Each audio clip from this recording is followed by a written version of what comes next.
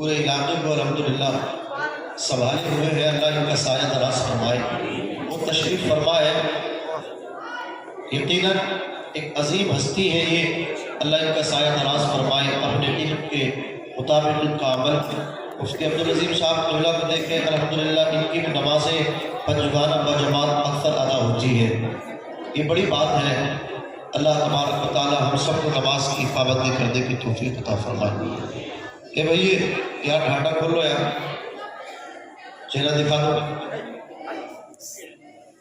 ہاں ذرا محبت سے کہتے ہیں سبحان اللہ۔ اعلیٰ حضرت عظیم البرکت رضی اللہ تعالیٰ عنہ ارشاد فرماتے ہیں، بے نشانوں کا نشان مٹتا نہیں، مٹتے مٹتے نام ہو ہی جائے گا، سائلو دامن سخی کا تھام لو، کچھ نہ کچھ انعام ہو ہی جائے گا۔ خیرکم من تعلم القرآن وعلمہ، تم میں بہترین وہ ہے، مفتی ابوالحسن صاحب اللہ توجہ فرمائے کہ تم میں بہترین وہ شخص وہ ہے کہ جو قرآن سیکھتا ہے اور دوسروں کو سکھاتا ہے۔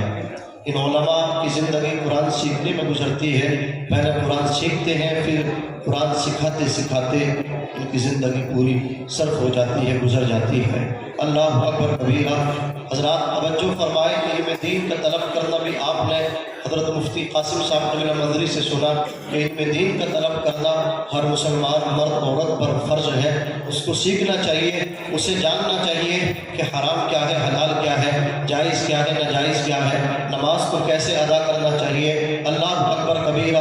کوئی بھی کام آدمی بغیر سیکھے نہیں کرتا، پہلے حضرات اس میں جو ہے وہ مطلب کیا ہے مہارت حاصل کرتا ہے، پہلے اس میں جانکاری حاصل کرتا ہے، ایکسپیرینس لیتا ہے، تب جا کر کے اس کے پیرنٹس اس کو دکان کھلواتے ہیں، تب جا کر کے اس کے گھر والے اس کو کام اس کا اسٹارٹ کرواتے ہیں۔ اس لیے کہ اگر اس کو حضرات گرامی اس میں نالج نہیں ہوگا، جانکاری نہیں ہوگی، پیسہ برباد ہو جائے گا، پیسہ تباہ ہو جائے گا۔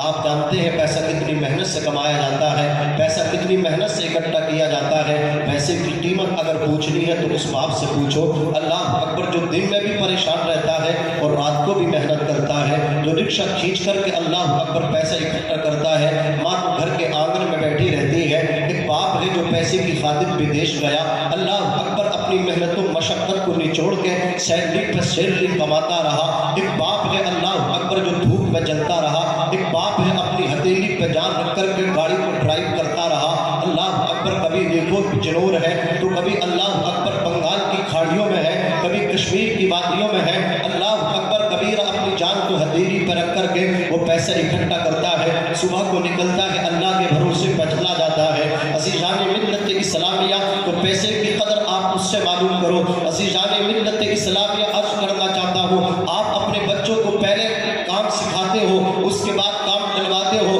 اس کے بعد اس کا کام کو شروع کرواتے ہو، اس لیے کہ پیسہ برباد نہ ہو جائے، پیسہ تباہ نہ ہو جائے۔ اللہ اکبر کبیرہ۔ جو سب سے زیادہ اور سب سے بہترین عمل نماز ہے، رسول اللہ کو پسند ہے، خدا کو پسند ہے، اس کو بغیر سیکھے آدمی پڑھنے کی کوشش کرتا ہے۔ آقا فرماتے ہیں دنیا میں سب سے بہترین کام یہ ہے کہ باجماعت نماز پنجگانہ ادا جو کر رہا ہے، یہ سب سے اچھا کام ہے، تیری کھیتی سے اچھا ہے نماز پنجگانہ کو باجماعت ادا کرنا۔ اللہ اکبر۔ تیرے کام کاج سے بہتر ہے، تیری دکانداری سے بہتر ہے، دنیا دنیا کے ہر کام سے بہتر ہے، دکان بنانے، مکان بنانے، شو روم بنانے، فیکٹری چلانے، اللہ اکبر، اس کی اور اس کی مزدوری کرنے سے بہتر سب سے اچھا عمل مصطفیٰ فرما رہے ہیں نماز ہے۔ اللہ پاک ان بزرگوں کو سلامت رکھے، اللہ ان مومنوں کو سلامت رکھے جن کی نماز پنجگانہ بھی ادا ہوتی ہے۔ سردی کی لمبی لمبی راتیں ہیں، ہم نے دیکھا ہے تہجد آ کر کے ادا کر رہے ہیں، قرآن کھول کر کے بیٹھ رہے ہیں،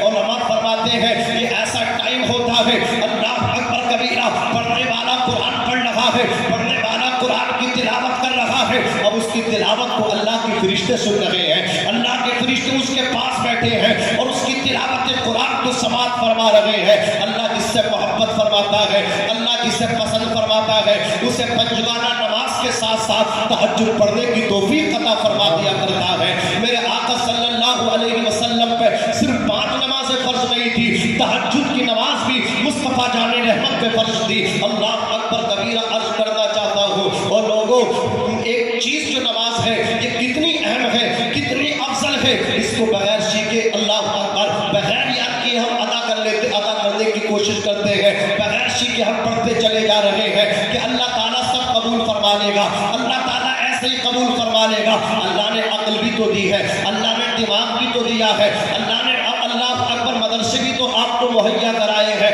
آپ کے یہاں مساجد بھی تو ہے، آپ کے یہاں مدارس بھی تو ہے، آپ کے یہاں علماء بھی تو ہے۔ اگر آپ کو الحمد شریف پڑھنا نہیں آتی تو مفتی عبدالعظیم صاحب اللہ کے پاس آئے، ان سے الحمد شریف کو یاد کریں۔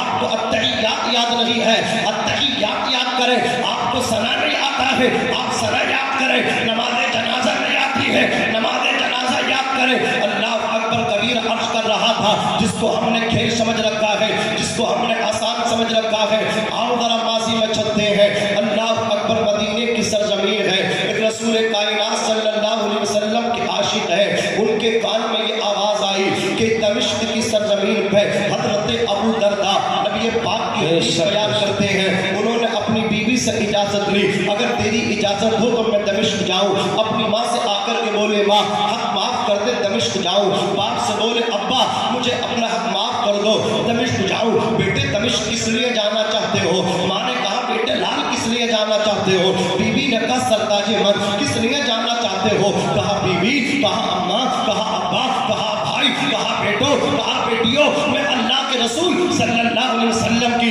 حدیث سننے دمشق جانا چاہتا ہوں۔ عزیزان ملت اسلامیہ دمشق کا سفر شروع کر دیا، چلتے چلتے پیروں میں چھالے پڑ گئے، چلا نہیں جاتا تھا، کوئی سینگ لگ جاتی تھی، کوئی لگڑی زخم میں لگ جاتی تھی، کانپ جاتے تھے، جسم پہ کپ کپی تاری ہو جاتی تھی، اپنے زخم سے گرد و غبار نکالتے تھے، ریت کو نکالتے تھے، پھر آگے کو سفر کرتے تھے۔ وہ چلتے رہے، چلتے چلتے اللہ اکبر آخرکار اپنی منزل کو پہنچے۔ دمشق میں آپ نے داخلہ لیا، چھوٹے چھوٹے بچے کھیل کود میں مشغول تھے، لہو و لعب میں مشغول تھے، ان بچوں کو نبی کے عاشق نے سلام کیا، اللہ اکبر بچوں کو سلام کیا۔ آج ہمارا عالم یہ ہے، ہم بڑوں کو سلام نہیں کرتے، ہم تو اپنے باپ کو سلام نہیں کرتے، اپنی ماں کو سلام نہیں کرتے، اپنے چچا کو سلام نہیں کرتے، اپنے تایا کو سلام نہیں کرتے، لیکن نبی کے عاشق نے کھیلتے ہوئے بچوں کو سلام کیا، اور پھر بچوں سے دریافت کیا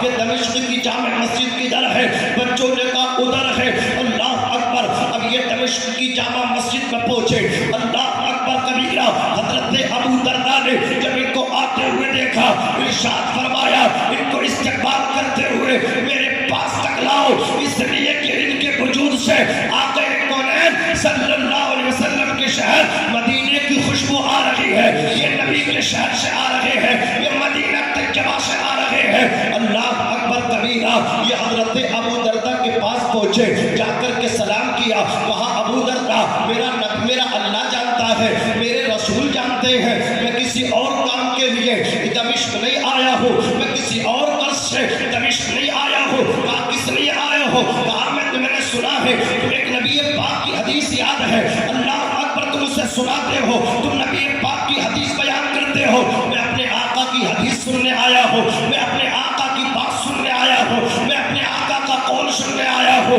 آج تو جگہ جگہ نبی کی بات کرنے والے موجود ہیں، علماء موجود ہیں، اس لیے جلسوں کی اہمیت کم ہوتی چلی جا رہی ہے۔ اللہ تو روپے عطا فرما دے، آدمی پروفیشنل بنتا ہے، ہمارا کام نہیں ہے جلسوں میں جانا، ہمارا کام نہیں ہے سبحان اللہ بولنا، غریبوں کا کام ہے سبحان اللہ بولنا، مجلس میں جانا غریبوں کا کام ہے، میں کہتا ہوں غریب کا کام نہیں ہے، نبی کے غلام کا کام ہے سبحان اللہ بولنا، نبی کے عاشقوں کا کام ہے۔ محفل میلاد میں آنا، ارادے روز بنتے ہیں مگر ٹوٹ جاتے ہیں، وہی اجمیر جاتے ہیں جنہیں خواجہ بلاتے ہیں، جب تک خدا کا حکم نہیں ہوتا پتہ بھی نہیں ہلتا۔ ارے تو کون ہوتا ہے نبی کی محفل میں نہ آنے والا؟ تو کون ہوتا ہے یہاں سبحان اللہ نہ بولنے والا؟ اپنی قسمت پہ رو، اپنی قسمت پہ ماتم کر کہ اللہ نے تجھے پسند ہی نہیں کیا کہ تو اللہ کی تعریف بیان کرے، سبحان اللہ بولنا۔ کسی مولانا کے باپ کی تعریف نہیں، خدا پاک کی تعریف ہے۔ نعرہ تکبیر، نعرہ رسالت، مسلک اعلیٰ حضرت عظمت مصطفیٰ، علماء اہل سنت، سبحان اللہ ماشاءاللہ۔ میں تو بڑا ہوں مولانا، یہ اچھا نہیں لگتا، اللہ اکبر کبیرہ، اتنی دیر محفل میلاد میں بیٹھنا پڑتا ہے، بہت لمبا کھینچ دیتے ہیں۔ میں کہتا ہوں بتاؤ تو صحیح، چلو میں نے تمہارا مان لیا، تمہارا عذر مجھے قبول ہے کہ چلو گرمیوں میں رات جو ہے لمبی نہیں ہوتی، اب تو بڑی بڑی लंबी